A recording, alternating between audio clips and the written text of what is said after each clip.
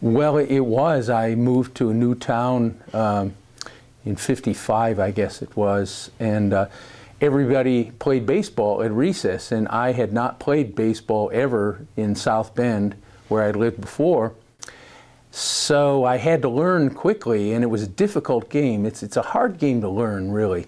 And I got no encouragement, no support, new kid in town. They just mocked me. And I'm a kind of bookish guy, and I tried to research my way into competence. I read everything I could, subscribed to the sporting news, things like that. And one day on the way to church, I was in the back seat, I wasn't cursing, but I was just bemoaning, complaining about how hard the game was to learn, how little support I had, how hard the ball was, how hard the field was, just how hard everything was.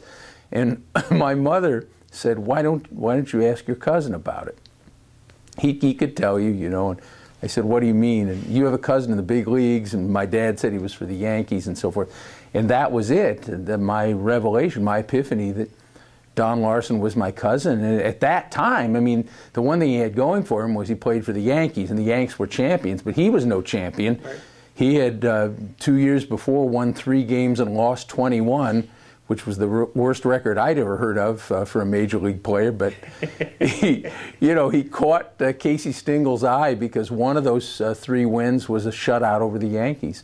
So Casey saw the potential and traded for him. So my next mission was to try to get in touch with him, and I wrote to him, and he wrote back. It was a postcard. Oh, really? And on the obverse was a picture of him following through, you know, oh, wow. and his signature, and then the back was the message to me. It was amazing, you know, good luck. Yeah. I was desperate for anything. He probably wrote 1,000 of those a day, you know, I don't know, but I didn't care. He wrote to me. Right. There was my name, there was his signature, there was his wish for my success. What would your dad say about him? What was your dad's impression of Don Larsen? Well, you know, it was all about the family, you know, all about being at the cottage, all about doing the rope swing over the St. Joe, all about Uncle Dutch, all about working together, you know, to build the cottage and all that sort of thing. It wasn't about baseball, because my dad just wasn't a baseball fan. He didn't know anything about it. Right. I became, you know, his #1 fan, was just riveted to his accomplishments. And in '56, which was sort of our big year, you know, of bonding, he had a bizarre year. He got off to a slow start, and then changed his delivery to a no wind-up thing. He'd come set like a relief pitcher would, and throw without a wind-up. And back then, you know, they had all these high-swept, you know, Warren Spahn, Whitey Ford, Billy Pierce, they all went way, way back and fully up into it. And he became convinced that there was a better way to do it, and so he did it, and Bob Turley did it. And so for the last few games of the '56 season, for whatever reason, he was really hard to hit, and he entered the series with a big winning streak. So, yeah. What did the kids think when you told them that you were related to this New York Yankee pitcher? There was a mixed opinion. There was nothing I could do that was real right back, you know, back then, Greg. It was just some people were, you know, mildly impressed, and others said, you know, I don't need a big league pitcher, you know, in my family. I've got enough going for me. Now, I can play, you can't, you know, I don't need.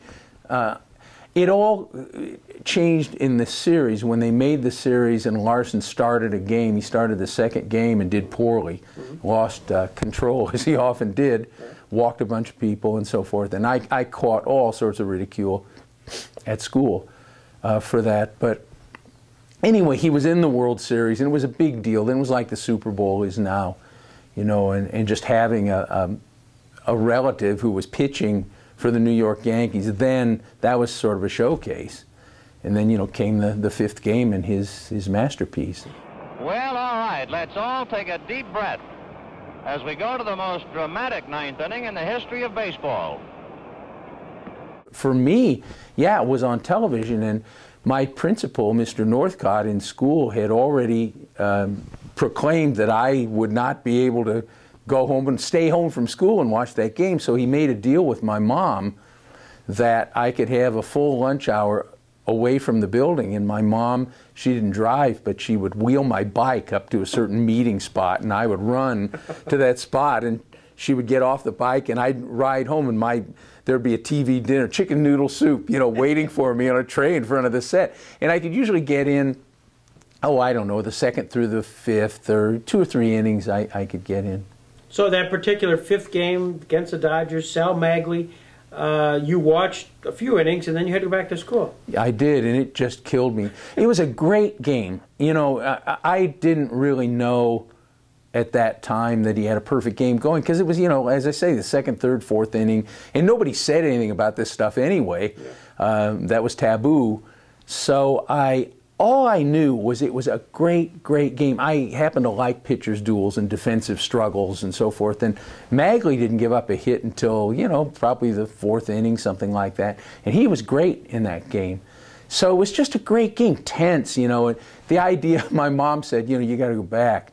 You know, the idea that I would get back on that bike and go to school, I begged and pleaded, and, you know, but she was firm, and back I went.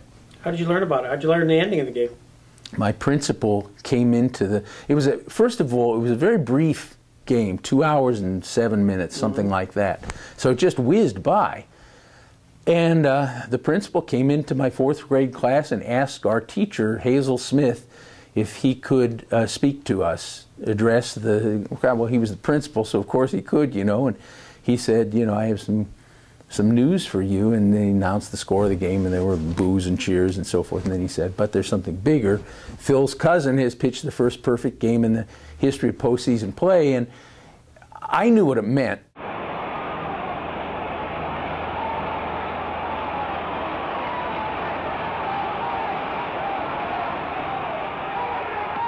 Got him! The greatest game ever pitched in baseball history by Don Larsen. A no-hitter, a perfect game in a World Series. You know, I knew what a perfect game was, but most people didn't, and he had to explain this. And then people got out of their chairs and thumped me on the back, and girls even, you know, which is the whole game. So. What did you do? I mean, you go home, you see your mom, your dad. Did you write him a note? Did you do anything to... Well, the first thing, there was sort of a long sort of coattail period for me. My popularity spiked, you know, people who wouldn't speak to me, you know, suddenly owned me. So there was that. I enjoyed that. And then there was a lot of Don all over the place. And he was on the Bob Hope Show and Cover of Life. And, you know, you just see him everywhere. And he did a really nice thing for me. He sent me a booklet of signed 8x10 glossy photos. In the locker room, you know, with O'Malley of the Dodgers. And there were probably about 5 pictures altogether that found their way back to me. He wrote, as part of your book, when I pitched a perfect game against the Dodgers in the '56 World Series, I knew my life had changed. But I had no idea that back in Indiana, the game had also turned around for my 9-year-old cousin, Phil. Though perfect, once removed, is about the connection between Phil and me. I think what the book really shows is the huge pull that baseball always had on kids. It's a wonderful story, and I'm glad Phil wrote it. That's a nice statement. Isn't that a sweet statement? Yes. Yeah, it made me feel great. Yeah. I didn't know until I saw him again. The first appearance that we did together was a bookstore in New Jersey, just across the Hudson from Manhattan, a big sports bookstore. Just a huge line, you know, hundreds and hundreds of people and a big stacks and stacks of books. And we're sitting there signing, and he says, without looking at me, I read it. So I said, "What?" I didn't look at him. I said, "What'd you think of it?" He said, "I'm no critic." So he wouldn't tell me. Oh, gosh. I think he liked it. Yeah, yeah. I think he would have told me if he hadn't liked it. Yeah.